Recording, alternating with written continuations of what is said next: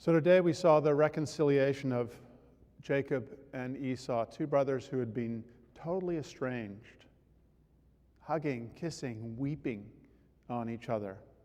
And as I said to the children, think about their characters when we had seen them before. Jacob, the self-serving manipulator; Esau, the impulsive, though very powerful, victim of his passions. And we've gone through this long process of, for a while, putting head over heart and getting ourselves to do what is necessary, and having the heart slowly get engaged in doing what is right because we actually want to. And each talk for the last little bit has kind of ended on the same theme, like, oh, now we're finally acting from love. And isn't that the way it often works in our own lives? You know, you get to this phase where you say, oh, now I'm finally figuring out how to love other people. Oh, now I'm really figuring out how to love you. You know, now I'm really figuring it out. And that's one of the gifts that the Lord gives us. It's a little bit like walking in the mountains. You know, you come up a steep hill and you think, oh, I'm there. Well, actually, it turns out it's one of the foothills. But you still get that feeling of having crested the rise and seeing the view. And the Lord gives us a lot of these moments along the way that feel like I've arrived. Like, this is what love is supposed to be. And then we go through another valley and learn how to love even better. In this story, though, we get to a more comprehensive experience about what is it to put love first. Jacob had fought with the angel, as we heard last week, and that symbolized the spiritual trials we go through, where we really turn to the Lord and ask Him into our lives. And now he's ready to bow down before his brother, symbol of putting good in the first place. Jacob is the head side, Esau is the heart side.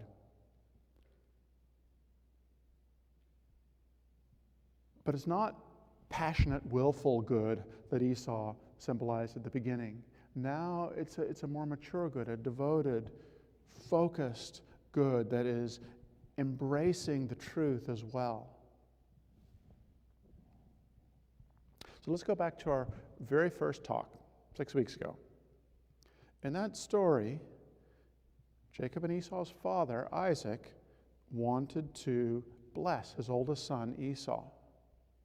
And what that symbolizes is that when we're trying to live a spiritual life, the inner part of us that wants to live spiritually, that wants to be a good, kind person, wants to give its blessing to Esau, that heart side of us, which is, well, I want to actually be able to do all those things that I would like to do.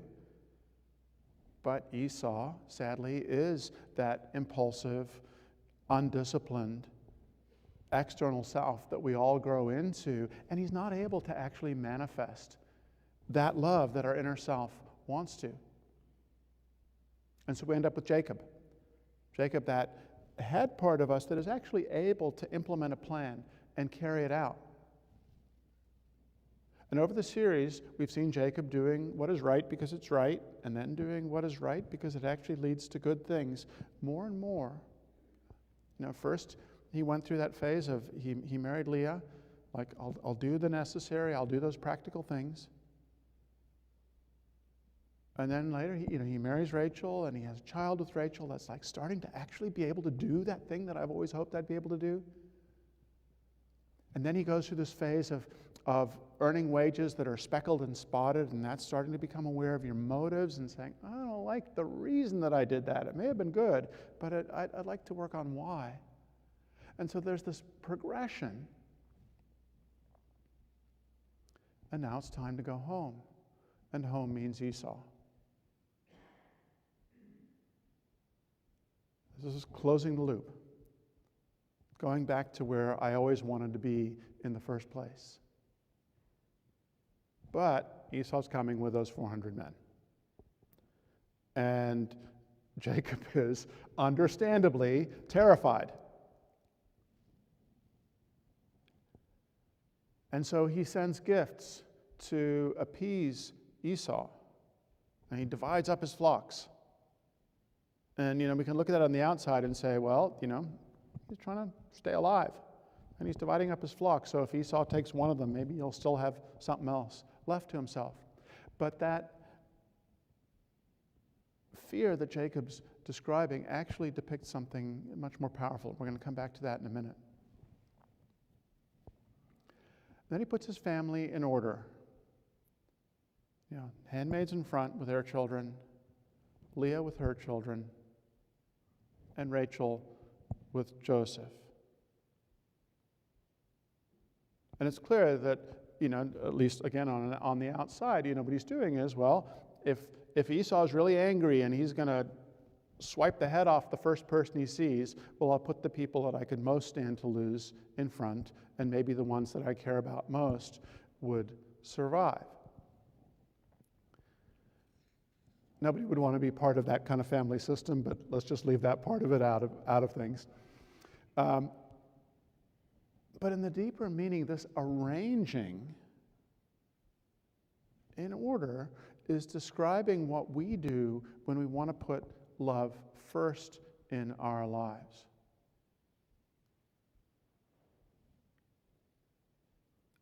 It would be nice to say, well, just love everyone. But it's not really that simple, because you need to decide, what principles are you going to use? Like, why are you going to love people? How are you going to do that? It's not as easy as that, even though in some ways it is. And that arranging is saying, well, if I really want to act from love, I need to do things differently. And something I want you to notice is that we're talking about love, but it's Jacob, the head part, who does the arranging. We have these powerful minds that we can use in the service of love to say, well, if I actually really want to act from love, well, then I need to do things in this order, not in that order. We have so many priorities in our lives.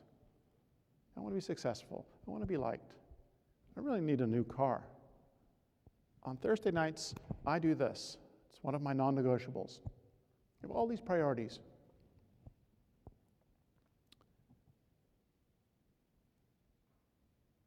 And then we have to decide which are the most important. And when we let love in, things start to change. So let's just pick an easy one. A lot of people go to work every morning. Well, why? Obviously, it's kind of nice to eat. It's nice to have a roof over your head. It's nice to feel like you're accomplishing something. Like you're, doing something fun and exciting and fulfilling. We'll just leave out all the paper pushing and those things that are kind of annoying, because, that's also part of a job. It can even give us social standing, can it? Especially if we have a job, if we feel successful, or if we feel like it's a job that people respect. But ultimately, from a spiritual perspective, the reason that we go do any job is so that we can make a difference in people's lives. And if we are to say, I'm here to make a difference, that's not saying, I really like putting food on the table, and oh, by the way, yes, it's also nice to make a difference. It's actually shifting it so that we say, I'm here to make a difference, and isn't it nice that I get paid to do that?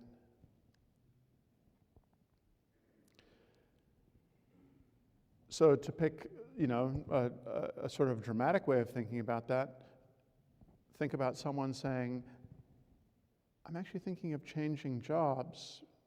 I'm going to take a pay cut, but I think that this is a more useful thing to do.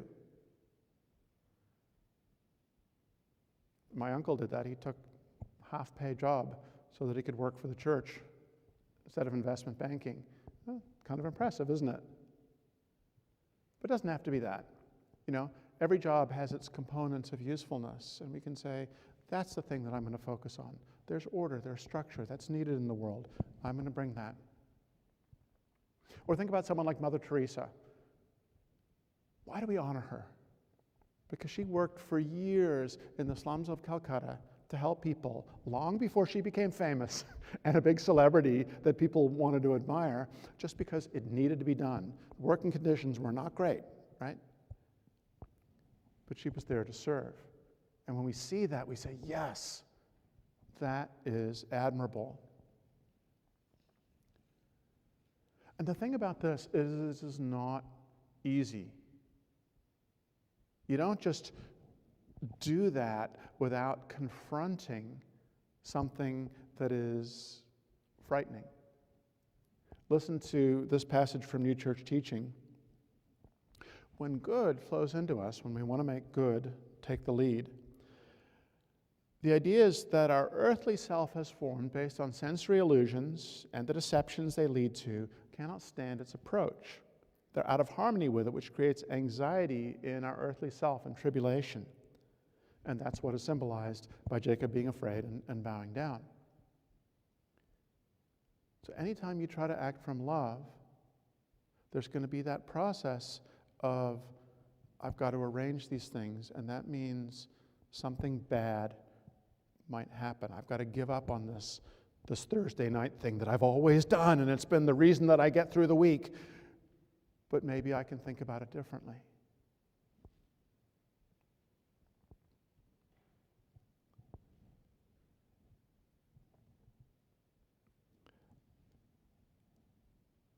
And then Jacob does something truly heroic.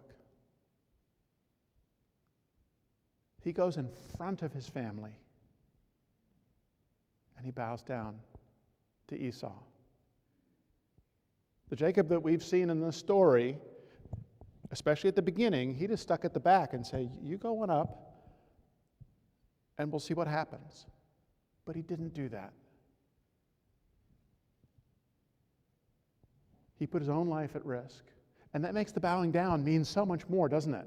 You know, here was Jacob taking responsibility. He was saying, I'm the one that you're angry with. If you're going to take out your anger on anyone, take it out on me. And that willingness to risk his own life for the sake of his family, that's that rearranging process that we end up going through if we want to put love first. There's always going to be something that we have to say, and I'm willing to change that to be able to act from love. And then that other miracle happens. Esau runs to him and embraces him, weeps on him. And part of what we see here is that both brothers had changed. You know, we think of this story as Jacob's story, right? Esau was in the first story. We've seen nothing but Jacob. Because for a lot of the times in our lives, we're using our minds to say, well, what's the next step? What do I need to do? That's Jacob. But you can't really disentangle head from heart. When you make a decision because it's a principle, it's right, our heart changes with it. Esau was changing. Each step Jacob was making, Esau was making with him. And so when they meet, they're both changed.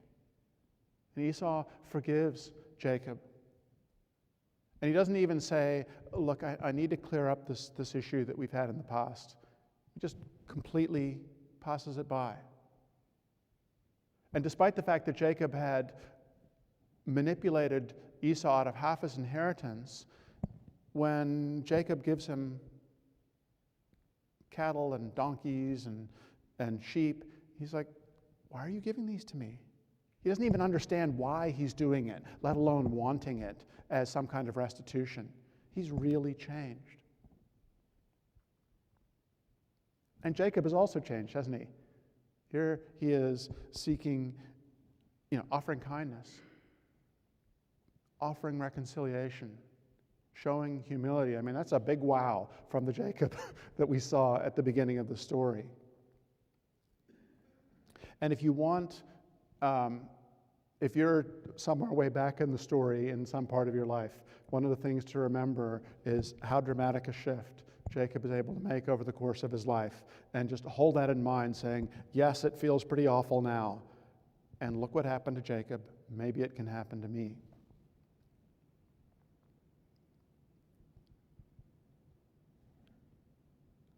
before this part of the story, Jacob was doing what is right. He was doing good things, but he wasn't humbling himself. That bowing down really changed his perspective. And what we find in the story is that, at the beginning of the story, Jacob had stolen Esau's blessing. Isaac gave a second blessing to Esau, which is, you're going to shake the shackles of Jacob's dominion off of you. And here we see it. Esau is now the one who is in charge. And it happens when we are able to be humble. We're going to have Holy Supper in a few minutes, and one of the things that happens when you come forward is you kneel. Because you're saying to the Lord, I can't do this by myself. That humility of spirit is a huge part of the opening up process that comes when we take the bread and wine. Okay, so what does the bowing before Esau mean for us? Well, think about this. When Esau came home starving, Jacob bargained half your inheritance for a bowl of soup. When Jacob had a transcendent vision of a God, he bargained. If you do this and this and this, well, then you can be my God. When he met Rachel, he said, I will work 7 years for Rachel. When he gets tricked and gets given Leah, he works another 7 years. And then after that, he says, well, I'll take the speckled and spotted as my payment. Each time there's a bargain. In this story, there's no bargaining. Here, let me give you this gift. Here, I'm bowing down in front of you. And we can say, well, Jacob wanted to actually preserve his life. Yes, but he didn't bargain for it. He didn't say, hey, look, if I give you this, will you let me live? He said, here's my gift. No preconditions. And that's a really important symbol, because when we want to come from good in our lives, we have to say to the Lord, I want this, and I'm prepared to do whatever it takes to allow that to happen. All cards on the table. I want my marriage to work. What do you have to say to me, Lord? I'm all in on this. Not, okay, a little bit of lust, a little bit of pride, a little bit of bargaining, a little bit of what's in it for me. I'm all in. What do you want me to do, Lord? I'm willing to do it.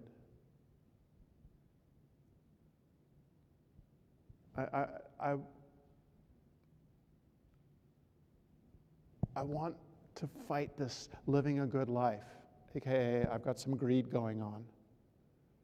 I want to do whatever it takes to be content with what I have and to see the good in the moment. What am I going to have to rearrange to allow for that contentment? I'm getting older. It's harder for me to serve other people.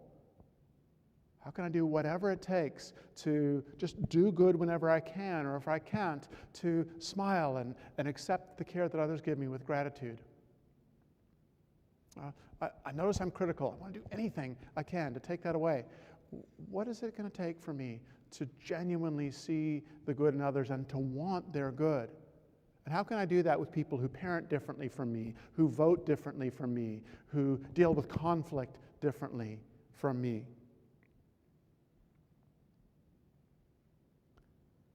Isn't it wonderful to think about, what would it be like if we could all really truly have that level of just being all in on saying, I want to choose what is good.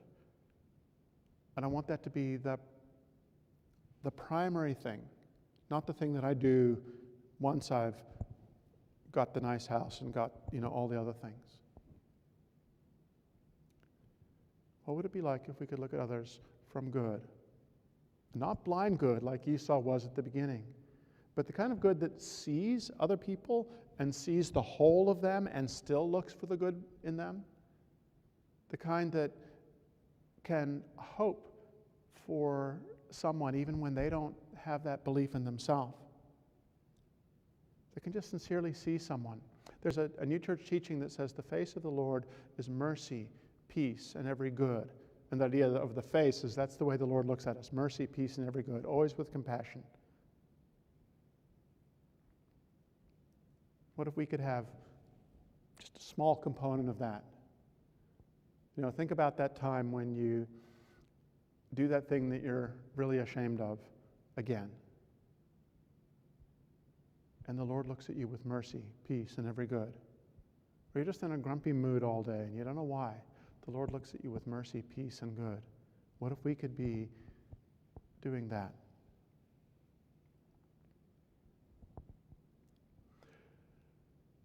In this story, Jacob offered Esau a gift and he didn't want to take it.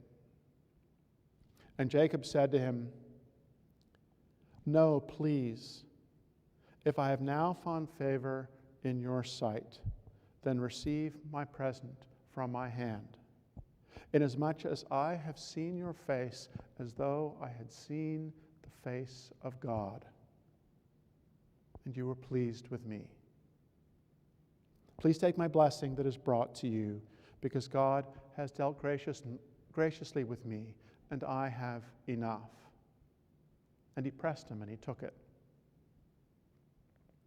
So before we go back to the beginning, I just want to focus on that, and I have enough. Because when we come from a place of good, then whatever we have is enough, because we're filled up from the inside. But the thing that I want to focus is that when we see the good in others, when we're willing to look to bring out their good, and especially when we're willing to say to the Lord, I'll do whatever it takes to become the kind of person who can love the way that I want to, then we see the face of God. It's not that the truth doesn't matter. Truth matters vitally. We need to know truths to get there. But we see the Lord when we're willing to, all cards on the table, say, I want to act from love. That's what I'm choosing to do. He has shown you, O man, what is good, and what does the Lord require of you but to do justly, to love mercy, and to walk humbly with your God.